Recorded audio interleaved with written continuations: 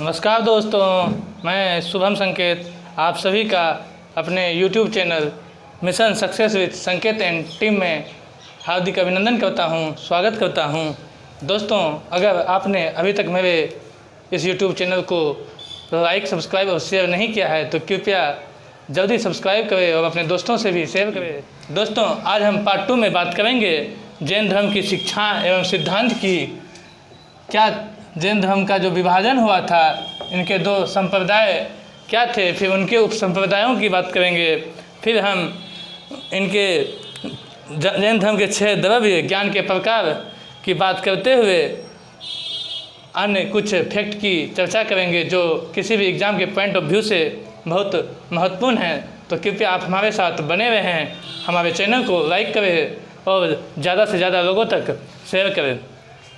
दोस्तों, जैन धर्म की शिक्षा एवं सिद्धांत की बात करें तो जैसा कि हम सभी जानते हैं कि जैन धर्म में मोक्ष जो है जीवन का अंतिम लक्ष्य माना गया है। मोक्ष को जीवन का अंतिम लक्ष्य माना गया है। अर्थात मोक्ष क्या है दोस्तों? तो मोक्ष सांसारिक तृष्णा एवं बंधन से मुक्ति। तो हमने कहे थे कल कि बंधन से मुक्ति को निर्ग्रंथ भी कहा जाता है। जैन शब्द है यह निर्ग्रंथ, तो यानी जो व्यक्ति निर्ग्रंथ, जैसे महावीर स्वामी निर्ग्रंथ भी कहलाए थे क्योंकि इन्होंने बंधन पे मुक्ति हासिल की थी, बंधन रहित हो चुके थे। तो यही सांसारिक तृष्णा एवं बंधन से मुक्ति ही मोक्ष है, अर्थात निर्वाण है। और यही जैन धर्म का जो है महत्वपूर्ण लक्ष्य है। मोक्ष जो है जैन धर्म में जीवन का अंतिम लक्ष्य है। त्रिरत्न की बात करें तो ये सम्यक दर्शन या सम्यक श्रद्धा, सम्यक ध्यान,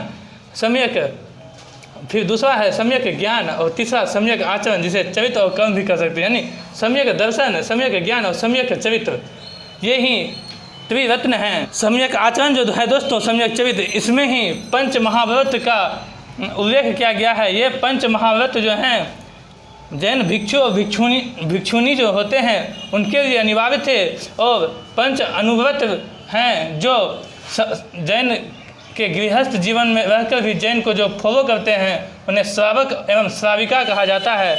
हमने बौद्ध धर्म के बारे में पढ़ा था कि बौद्ध धर्म में भी भिक्षु और भिक्षुनी होते हैं, और इसी तरह जैन धर्म में भी भिक्षु भिक्षुनी होते हैं। लेकिन इनमें जो गृहस्थ रहकर भी जैन धर्म को फॉलो कर सकते हैं, उनके लिए भी कुछ नियम हैं, और उनके लिए शब्द जो आता है वो श्रावक एवं श्राविका आता है।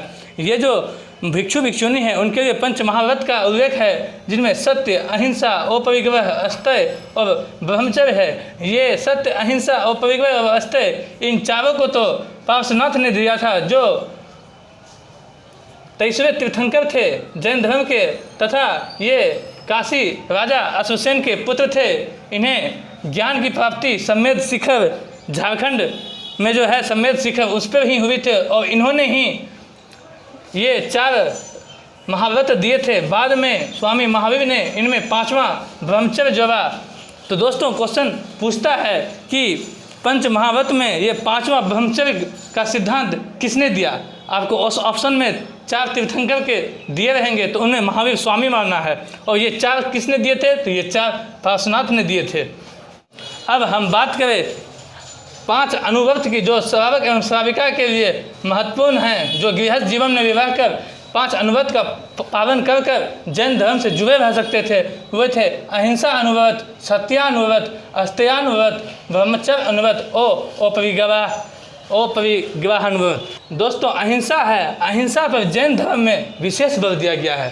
ये क्वेश्चन एक बार यूपीएससी में पूछा गया है कि जैन धर्म में सबसे महत्वपूर्ण बिंदु क्या है, मुख्य केंद्र बिंदु क्या है, तो यह अहिंसा है। दोस्तों, जैन धर्म के भिक्षु भिक्षुणियों तथा अनुयायियों को आपने देखा होगा कि वो मुंह पे भी पट्टी लगा के हमेशा चलते हैं। हम लोग तो इस कोरोना काल में मास्क का यूज करना बेहतर ढंग से सीखे, लेकिन जैनियों हमेशा से ही मास्क लगाए रहते हैं, क्योंकि उनका मानना है कि हम जो चलते हैं तो जो एयर में, जो वायु में जो वायरस होते हैं या जीवाणु होते हैं, छोटे छोटे सूक्ष्म जीव होते हैं, वे आपके नाक में, मुंह में, कान में घुसकर उनको नुकसान पहुंचता है, उनकी मृत्यु तक भी हो जाती है। इसीलिए दोस्तों, उनका मानना है कि जीव जो है सभी कण कण में फैले हुए हैं।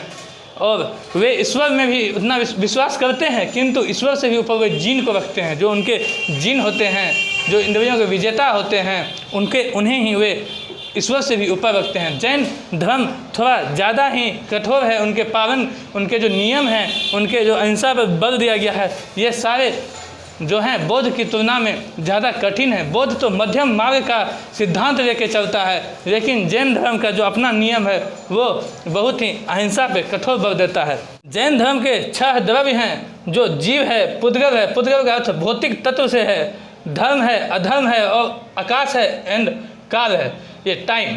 तो ये जो टाइम है दोस्तों, ये टाइम को अनिष्टकाय द्रव्य कहा जाता है, और बाकी शेष 5 को अस्तिकाय द्रव्य कहा जाता है। ज्ञान के कुछ प्रकार हैं। ज्ञान के 5 प्रकार होते हैं: मति, श्रुति, अवधि, मन, पर्याय और केवल।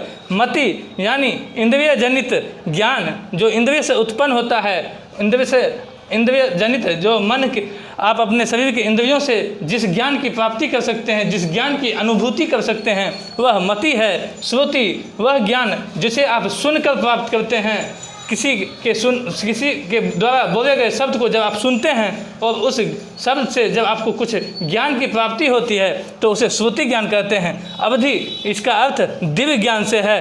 मन पर्याय किसी दूसरे के मन की बातों को जान लेना ही मन पर्याय है। और केवल अर्थात सर्वोच्च ज्ञान जो महावीर स्वामी को प्राप्त हुआ था, और इसे प्राप्त होने के बाद वे केवलिन कहलाए, तो केवल की प्राप्ति हो गई थी उन्हें।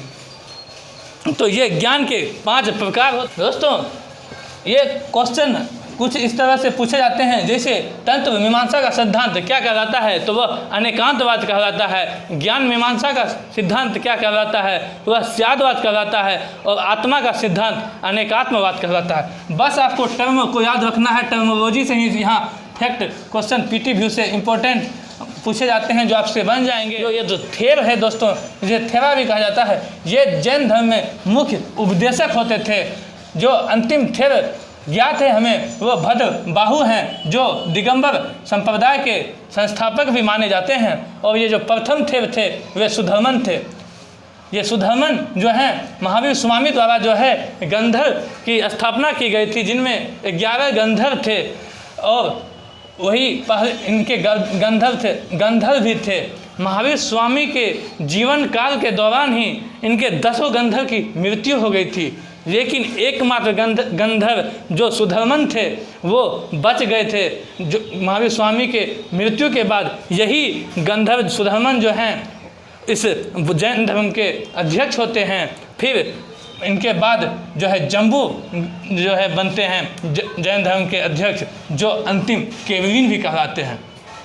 तो दोस्तों, सुधर्मन साहब से क्वेश्चन रहते हैं, ये इससे क्वेश्चन इस टाइप से भी रह सकता है कि महावीर स्वामी के जीवन काल में ही 11 गंधर्व में से 10 गंधर्व की मृत्यु हो गई थी।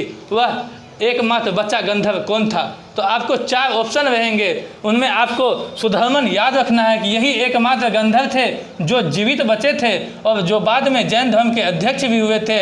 और इनके बाद जम्बू नामक व्यक्ति जैन धर्म के अध्यक्ष हुए थे, जिन्हें अंतिम केवलिन भी कहा जाता है।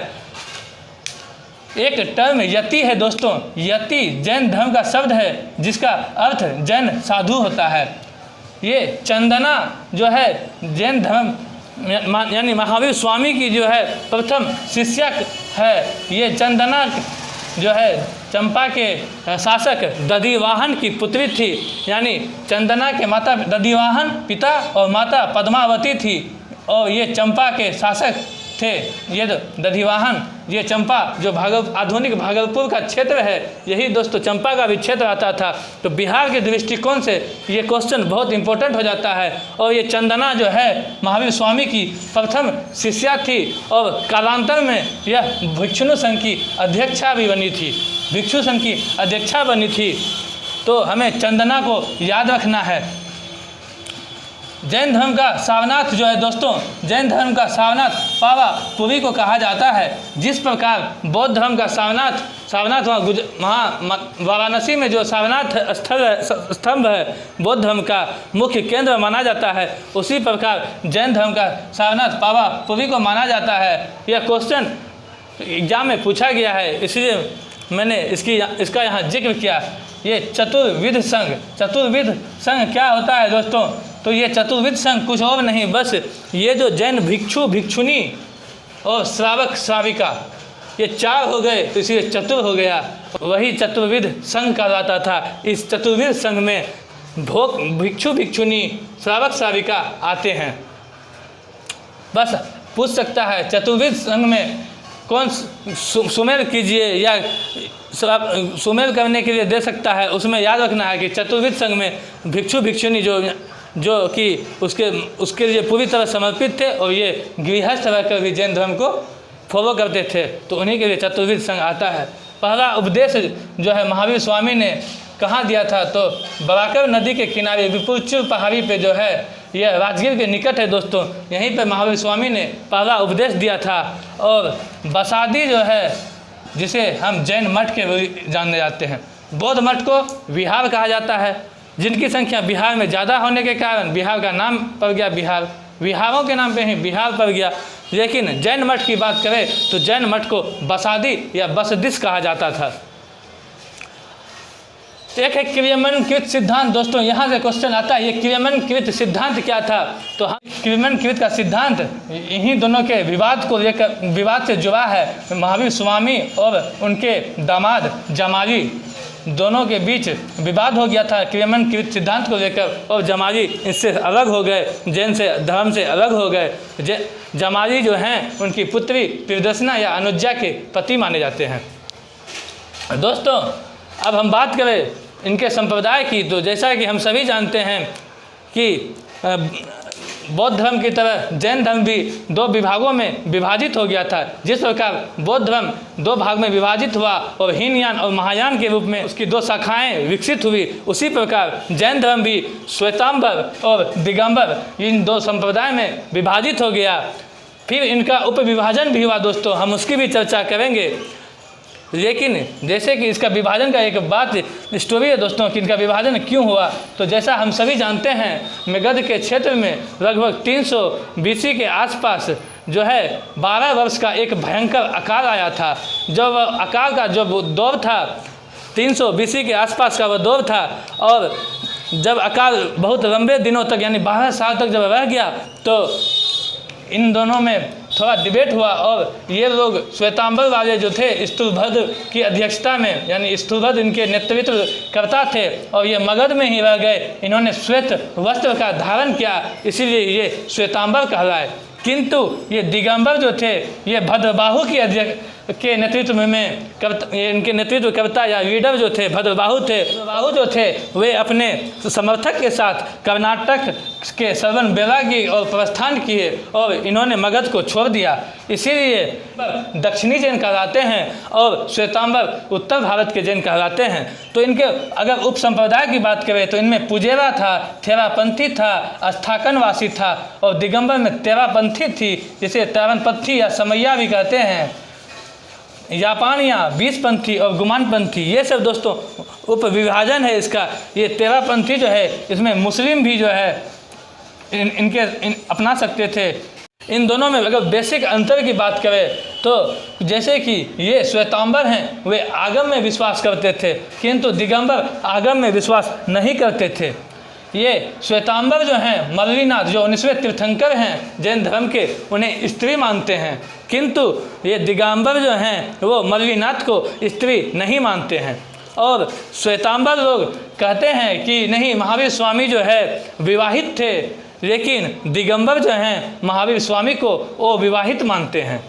फिर श्वेतांबर लोग जो है जो जीवन चरित्र लिखते हैं उसमें चरित्र शब्द का प्रयोग करते हैं, किंतु दिगंबर लोग जो है पुराण शब्द का प्रयोग करते हैं। ये सब बेसिक डिफरेंस है दोस्तों। और एक डिफरेंस है कि ये लोग भोजन को आवश्यक मानते हैं। श्वेतांबर लोग कहते हैं नहीं, भोजन आवश्यक है, किंतु दिगंबर जन के लोग जो हैं वो भोजन को आवश्यक नहीं मानते हैं।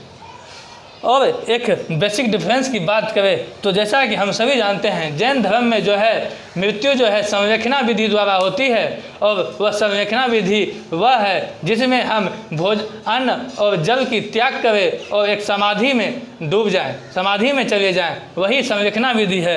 तो वह संरक्षणा विधि दिगंबर लोग उसे संरक्षणा विधि कहते हैं, लेकिन श्वेतांबर उसे संथारा या समाधि मरण कहते हैं। बात एक ही है दोस्तों, संरक्षणा हो, संथारा हो या समाधि मरण हो, सब बात एक ही है कि भूखे प्यासे अन्न जल को त्याग कर जो है समाधि ले लेना और धीरे धीरे मृत्यु को प्राप्त करना ही यह संरक्षणा विधि है। और जैन धर्म में मृत्यु को अपनाने का यही नियम है। और क्वेश्चन एक बार यूपीएससी में इसी तरह पूछा गया था कि संथारा या समाधि मरण का जो है संबंध किस संप्रदाय से है। आजीवक, जैन धर्म, बौद्ध धर्म और वैष्णव धर्म, इस तरह से ऑप्शन बनाए गए थे। तो उसमें संथारा जो है जैन धर्म से संबंधित है, समाधि मरण जो है वह भी जैन धर्म से संबंधित है, संरक्षणा जो है जैन धर्म से संबंधित है। ये तो पीटी के क्वेश्चन से बुझिए। अगर हम हिस्ट्री की एग्ज़ाम दे रहे हैं, एमए या उससे भी ऊपर कुछ इंट्रेंस दे रहे हैं, तो अगर यूजीसी नेट दे रहे हैं, तो अगर क्वेश्चन पूछता है संथारण किससे संबंधित है तो हमें श्वेतांबर मानना है, और संरक्षणा किससे संबंधित है तो हमें दिगंबर मानना है। तो दोस्तों आप लोग क्वेश्चन को, नेचर को हमेशा समझने की कोशिश करें।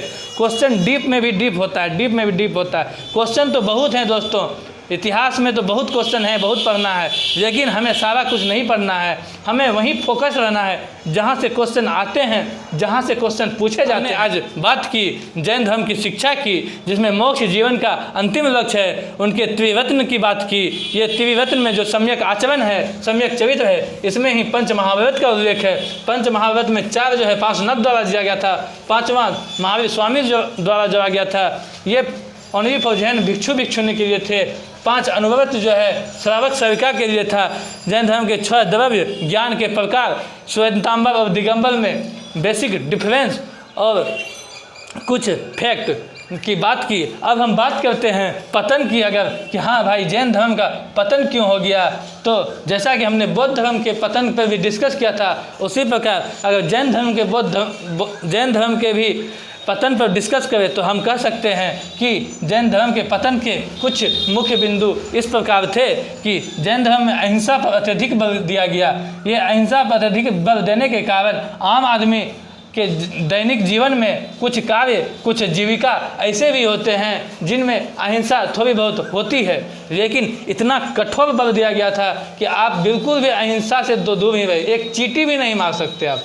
अगर आपने चींटी भी मारा, आपके पैरों के नीचे अगर चींटी भी आ गई तो आपके द्वारा पाप किया गया। कुछ इस प्रकार का अहिंसा पे बल दिया गया है दोस्तों जैन धर्म में। तो यह भी उनके पतन का एक कारण बनी। फिर दूसरे कारण की बात करें तो आत्मपीड़न, कठोर व्रत, तपस्या पे बल, यही सब है दोस्तों। कठोर तपस्या थी, कठोर व्रत था, जिसके कारण लोग जो है इससे दूर होते चले गए। तीसरे कारण की बात करें तो उचित राजवंश का अभाव मिला, यानी कि राजा द्वारा जो है प्रशय नहीं दिया गया। हालांकि कुछ राजाओं ने जैन धर्म को संरक्षण प्रदान किया था, जिसमें राजा खारवेल बहुत ही महत्वपूर्ण हैं, जिनका एक हाथी गुम्फ अभिलेख भी मिलता है। और भी जैसे ये सम्राट अशोक के पौत्र के द्वारा भी, यानी पोता के द्वारा भी इनको राजस्व दिया गया था। फिर हम चंद्रगुप्त मौर्य की बात करें, जिन्होंने जैन धर्म को प्रश्रय दिया, संरक्षण दिया। और ये जो चंद्रगुप्त मौर्य थे, ये श्रवण बेलगोला जो जगह है कर्नाटक में, वहीं पे जो है इन्होंने श्रवण बेलगोला में ही संरक्षणा विधि द्वारा मृत्यु को अपनाया था। क्वेश्चन ये सब रहते हैं दोस्तों, रिपीटेड रहते हैं ये सब क्वेश्चन। पतन में अगर चौथे कारण की बात करें तो जाति व्यवस्था के दर्शन को भी इन्होंने बनाए रखा। इन लोगों की जो वो काल था, जो महाजनपद काल था, वहाँ जाति व्यवस्था जो है आ गई थी। वर्ण व्यवस्था जो है जाति व्यवस्था के रूप में परिणत हो गई थी, जिसके और ब्राह्मणिज्म बढ़ गया था, जो कि आम इंसान से निर्वाह होना कठिन था। तो उसी के एवज में जैन धर्म और बौद्ध धर्म का जो है विकास होता है दोस्तों। लेकिन ये भी जाति व्यवस्था से अछूते नहीं रह पाए और वे जाति व्यवस्था को, दर्शन को बनाए रखे। तो इसका यह पतन का एक कारण यह भी बन गया। फिर ब्राह्मण धर्म से यह पूर्णतः पृथक नहीं था दोस्तों। बौद्ध धर्म का प्रसार काफ़ी तेज़ी से हो रहा था। तो हम जैसा कि जानते हैं जैन धर्म से ज़्यादा प्रसार जो है बौद्ध धर्म का ही हुआ था। ब्राह्मण धर्म का पुनरुत्थान हो गया, फिर अरबों का आक्रमण, गौरी का आक्रमण, गजनवी का आक्रमण, ये सभी भी कुछ कारण रहे जिसके कारण क्रमिक रूप से जो है जैन धर्म का भी पतन की ओर अग्रसर हुआ, लेकिन पूरी तरह से पतन नहीं हुआ। और अभी भी जैन धर्म के हैं, जैन धर्म के अनुयायी हैं, जैन धर्म के तीर्थ स्थान हैं, लेकिन उनकी संख्या काफ़ी कम है। तो दोस्तों आज हम बात किए जैन धर्म के बारे में, जैन धर्म की शिक्षा एवं सिद्धांत के बारे में। और कल हम बात किए थे, जो आप उस वीडियो को भी देख लिए और आज के वीडियो के देख लिए। हम आशा करते हैं कि इन दोनों वीडियो को देखने के बाद आपको काफ़ी कुछ क्लियर हो गया होगा।